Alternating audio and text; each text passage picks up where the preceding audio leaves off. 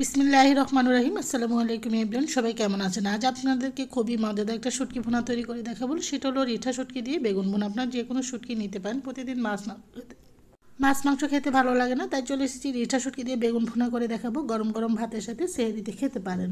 আমি এখানে নিয়ে নিয়েছি প্রত্যেকটা জিনিস প্রিপারেশন করে।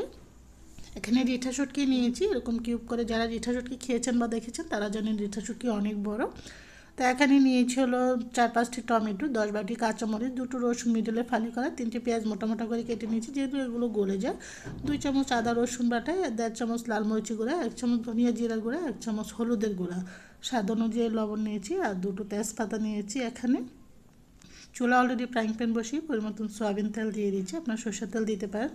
প্রথমে তেজপাতাগুলো একটু ভেজে নিয়েছি, দিয়ে দিচ্ছি পেঁয়াজগুলো মোটা মোটা করে কেটেছি আমি।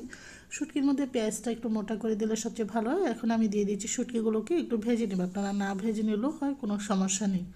এখন শুটকিগুলোকে আমি কিছুক্ষণের জন্য ভেজে নেব। যখন শুটকিটা সুন্দর একটা স্মেল বের হবে তখন এক এক করে প্রত্যেকটা ইনগ্রিডিয়েন্টসগুলো আমি দিয়ে দিব। এখন আমার শুটকিটা ভাজা হওয়ার পর খুব সুন্দর একটা স্মেল কিন্তু অলরেডি চলে এসেছে। এখন আদা রসুন বাটাটা দিয়ে দিচ্ছি। যেহেতু বড় শুটকি একটু আদা বাটা অবশ্যই দিতে হয়। দিয়ে তারপর প্রায় 2 মিনিট মতন ভেজে নিয়েছি, এতে করে কাঁচা যে স্মেলটা সেটা কিন্তু চলে যায়। এখন দিয়ে দিচ্ছি গুঁড়া মশলার গুঁড়াটা, দিয়ে দিচ্ছি লবণটা। প্রত্যেকটা জিনিস এক এক করে দিয়ে দিচ্ছি। আমি যেহেতু অলরেডি বলে দিয়েছি এটা কতটুকু কোনটা দিয়েছি। দিয়ে দিচ্ছি টমেটো এবং একটু পানি দিয়ে এখন কষিয়ে নেব। চুলাটাকে মিডিয়াম টু লো ফ্লেমে রেখে আমি এই কাজটা করে নিচ্ছি। এই যে দেখুন, টমেটোটা আসলে আপনার চালিয়ে দিতে পারেন, না স্কিপ করবেন, কোনো সমস্যা নেই। টমেটোটা দিয়েছি, এটা সুন্দর একটা কালার আসার জন্য এখন ঢাকনা দিয়ে ঢেকে দিচ্ছি। অলরেডি কিন্তু কষাতে কষাতে আমার কিন্তু মশলাটা এবং শুটকিটা তেলটা ছেড়ে এসছে। সুস্বাদু এই শুটকিটা গরম গরম ভাতের সাথে খেতে ভালো লাগে। যেহেতু আসলে প্রতিদিন রমজান, যেহেতু প্রতিদিন একঘেয়েমি খাবার খেতে ভালো লাগে না, তাই আজকে শুটকি ভুনা করছি, বেশি করে করব। আর প্রতিদিন তো এগুলো করতেও ভালো লাগে না, সেজন্য বেশি করে রেখে দিব। আমার এটা শুটকিটা কষানো যাওয়ার পর আমি এখন পানি দিয়েছি শুটকিটা যেন সিদ্ধ হয়। শুটকিটা যে দেখুন আস্তে আস্তে কষাতে কষাতে কিন্তু পানিটা উপরে ঝোলটার মধ্যে তেলটা অলরেডি ছেড়ে আসছে। বেগুনটা আসলে পরে হঠাৎ করে মনে হলো যে একটা বেগুন দিয়ে, এতে করে শুটকিটা খেতে আরও ভালো লাগবে।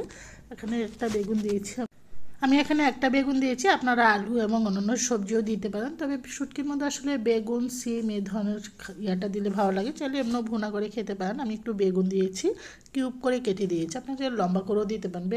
আমার শুটকিগুলো যেহেতু কিউব করে কাটা ছিল সেজন্য আমি বেগুনটাও কিন্তু কিউব করে দিচ্ছি। ঢাকনা দিয়ে ঢেকে এখন দিয়ে দিচ্ছি রসুনটা আমি একটু পরেই দিয়েছি। বেগুন এবং শুটকিটা যখন এটা একটু হয়ে আসছে আস্তে আস্তে করে তখন দিয়ে দিচ্ছি 4-5টি কাঁচামরিচ মিডলে ফালি করে, এতে করে ঝালটা বের হবে। কাঁচামরিচ ঝালটা শুটকির মধ্যে ভালো লাগে।